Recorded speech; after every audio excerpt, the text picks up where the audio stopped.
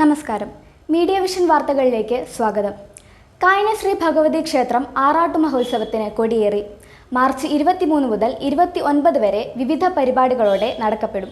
March 23 മുതൽ 29 വരെ നടക്കുന്ന കായണ ശ്രീ ഭഗവതി ക്ഷേത്രത്തിലെ ആറാട്ടു മഹോത്സവത്തിന് കൊടിയേറി. കരിങ്കല്ല് പതിച്ച ക്ഷേത്ര പ്രദക്ഷിണ വഴിയുടെ സമർപ്പണവും നടന്നു. ക്ഷേത്രം തന്ത്രി മേൽപ്പള്ളിമന ഉണ്ണികൃഷ്ണൻ അടിതിരിപ്പാട്, മേൽശാന്തി വാലത്തജമന ഹരിനാരായണൻ നമ്പൂതിരി, രാജൻ നമ്പൂതിരി, ബിനു നമ്പൂതിരി എന്നിവരുടെ കാർമ്മികത്വത്തിലാണ് ചടങ്ങുകൾ നടന്നത്.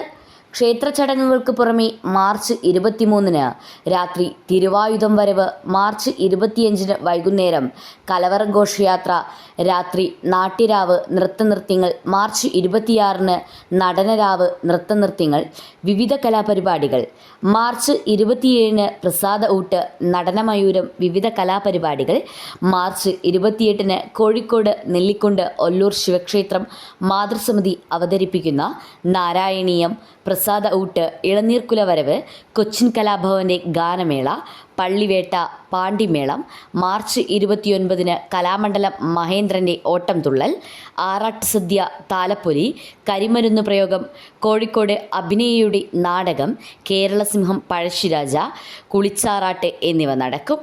ക്ഷേത്രം ഊരാളൻ പ്രതിനിധി രാജീവൻ മാസ്റ്റർ, രക്ഷാധികാരി VK Gopalan master, president PV Balakrishnan, secretary PC Narayanan master, vice president KP Somasundaran, ഖജാൻജി KP പത്മനാഭൻ, രാമചന്ദ്രൻ, സദാനന്ദൻ കിടാവ്, ബാലൻ പടിക്കർ എന്നിവർ നേതൃത്വം നൽകി.